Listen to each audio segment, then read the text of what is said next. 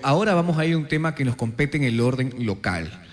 Quédense, porque es muy interesante que escuchemos la opinión del analista portuario, el señor Patricio Delgado Martínez, mi amigo que está conectado en línea, con quien vamos a reflexionar sobre la renegociación del contrato de delegación sobre el Puerto Internacional de Manta. Estimado Patricio, ¿cómo le va? Qué gusto poder saludarle. ¿Me escucha? Buenas tardes, bienvenido a La Provincia Lo Escucha. Buenas tardes, Andrés. Saludos a tu audiencia. Aquí, como siempre, preocupados por el desarrollo del puerto de Manta. Vamos a empezar primero porque yo no he escuchado su reflexión. Desde que el ministro Luque llegó, se sentó en la misma mesa con el gerente de la Autoridad Portuaria de Manta, la gerente del Terminal Portuario de Manta, y le comunicó al país una noticia que se esperó durante mucho tiempo, que era dentro del análisis de gente como usted, que conocen del tema, lo más lógico, es decir, la renegociación del contrato, no la intención de terminarlo como tal vez algunos pretendían. Desde ese punto de vista, esa primera impresión, ¿qué comentario le merece lo que el ministro dijo? Muy incipiente, realmente es, quizás no sé para quién sea buena noticia. Se han pasado 7 años atacando la delegación, intentando incluso hasta darla por terminada, pero no nos resuelve nada para Manta, para el desarrollo de nuestro puerto. Verá, yo sé que tenemos poco tiempo, pero creo que es importante entender no se preocupe, Dele, tenemos 20 minutos con usted.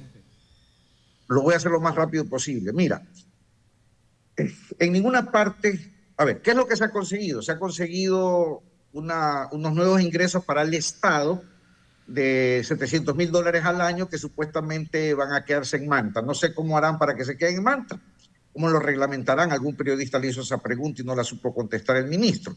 Entonces se han conseguido $700,000 de ingresos adicionales. Ahora, la situación es la siguiente, es decir, ¿en qué parte del Estado? Yo he tenido muchas discusiones con el exministro Marcelo Lora al respecto. ¿En qué parte del Estado se indica en la Constitución, las leyes, reglamentos, que el Estado debe sacar ganancia del manejo de las facilidades logísticas?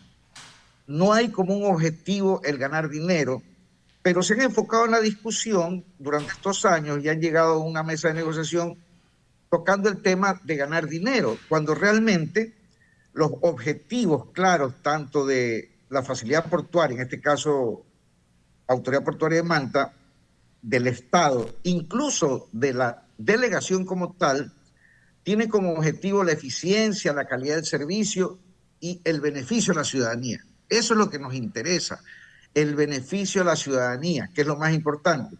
Entonces yo te pregunto a ti, ¿esos $700,000 en qué van a beneficiar a la ciudadanía? En nada. Pero también te pregunto a ti, ¿qué pasaría si el puerto de Manta duplica sus operaciones? Habría mucha mayor dinámica económica en la ciudad y eso sí beneficia a la ciudadanía. Entonces el tema ha estado mal planteado todos estos 7 años, que se han utilizado excusas, argumentos que no tienen ningún sentido a favor del desarrollo del puerto de Manta. Ahora, preocupa más todavía que hace unos meses atrás, dentro de los objetivos de la Autoridad Portuaria de Manta, en los cuales no se encontraba para nada el ganar dinero, pero sí se encontraba la calidad y eficiencia de los servicios portuarios, la seguridad integral, eficiencia del presupuesto, eficiencia operacional y desarrollar el puerto. Eso estaba como objetivo de la Autoridad Portuaria publicada en su página web. Pero hoy en día han cambiado esos objetivos y esos objetivos se resumen a lo siguiente: incrementar eficiencia, infraestructura, seguridad, servicios, etcétera, a la flota pesquera, incrementar controles al gestor privado que se encarga del puerto internacional y fortalecer las capacidades institucionales de la Autoridad Portuaria de Manta. Pero desapareció lo que antes había como objetivo, que era desarrollar el puerto. Entonces mi pregunta... Eso sí se lo entiendo y está claro, pero vamos a ponerlo en sencillo para que nuestra gente lo entienda desde su reflexión. Es decir, este primer paso de la intención de renegociar, porque aún es un hecho todavía, recuerden que tienen 3 meses que es el tiempo tope que se ha entregado para que se formen estas mesas de diálogo, se avance en el trabajo y luego, por ejemplo, se cristalice la propuesta. ¿Cuál fue la propuesta? Que de 3.5 se incremente a 7.5 las ganancias que pueda llegar a tener el Estado ecuatoriano sobre la actividad, en este caso de la delegación, en la ciudad. Este avance para usted no es positivo tampoco cuando usted me dice, no nos sirve de nada este tipo de situaciones, y más bien hablemos que beneficioso sería que se dupliquen el trabajo que se realiza sobre la proyección del puerto. La pregunta es... La pregunta es si es beneficioso o no que se empiece con la renegociación. Bueno, como te decía, es incipiente porque no nos afecta en positivo para el desarrollo del puerto de Manta en nada. Simplemente el Estado va a recibir un poco más de dinero y no sabemos si lo va a utilizar para cubrir el déficit que tiene en el manejo del puerto pesquero, qué sé yo. Es simplemente dinero y no es dinero en manos del Estado. De acuerdo. Eso dinero te que va a la pregunto cuenta yo, única del Estado. Y cuando usted nos dice cómo hacemos para garantizar que esa plata se quede en Manta, ¿no cree que tal vez la iniciativa de nuestros asambleístas sobre un proyecto de ley para que ese dinero se invierta en Manta como tal podría ser una opción? Sí, eventualmente podría ser una opción, pero sigue siendo incipiente a lo que me refiero. Es decir, no hay ningún plan para el uso de esos dineros. De hecho, no hay un plan de desarrollo portuario, que es lo que venimos desde ciertos frentes expidiéndoles a las autoridades. Entonces, ¿cómo duplicamos en este caso las operaciones del puerto? Bueno, primero tienes que hacer un plan. Antes del plan tienes que hacer unos estudios. Tienes que revisar qué es lo que está sucediendo al frente nuestro en el Pacífico. Yo he puesto en varias ocasiones como ejemplo que Perú, en vez de estar discutiendo con sus puertos, lo que hace es sentarse en las mesas y proyectar. Tenían Callao con buen funcionamiento, levantaron Chancay con 3.600 millones de dólares con los chinos, ahora están buscando, ese es un megapuerto, ahora están buscando un segundo megapuerto en Corío con una inversión de 6.000 millones de dólares, mientras nosotros estamos discutiendo por 700.000 dólares. O sea, yo no sé si soy capaz de hacer comprender o de explicarme bien, sí, yo le entiendo, que no estamos viendo. Yo le entiendo perfecto. Lo que intento poner sobre la mesa es primero un análisis sobre las noticias que se han dado, ¿no? El inicio de la renegociación que se esperaba durante mucho tiempo. Sobre la crítica, por sobre todas las cosas, el inicio de la negociación. Y después, ¿cómo hacemos nosotros para duplicar la productividad del puerto? Por ejemplo, el propio ministro ha comentado que la vía Manta-Quevedo está dentro de estos proyectos estratégicos para poder trabajarlos con inversión privada y que así pueda fluir más en líneas generales todo lo que ofrece el puerto como tal internacional. Eso es un apunte más a que el gobierno dice, podemos desarrollar esta parte para poder tener más éxito dentro del puerto. Por ejemplo, ¿no? De buscar soluciones para que, como usted dice, se duplique la producción. Sí, efectivamente, primero que hay que tener un entendimiento de lo que es un puerto. Un puerto es una facilidad logística que sirve a los dueños de la carga, ¿verdad?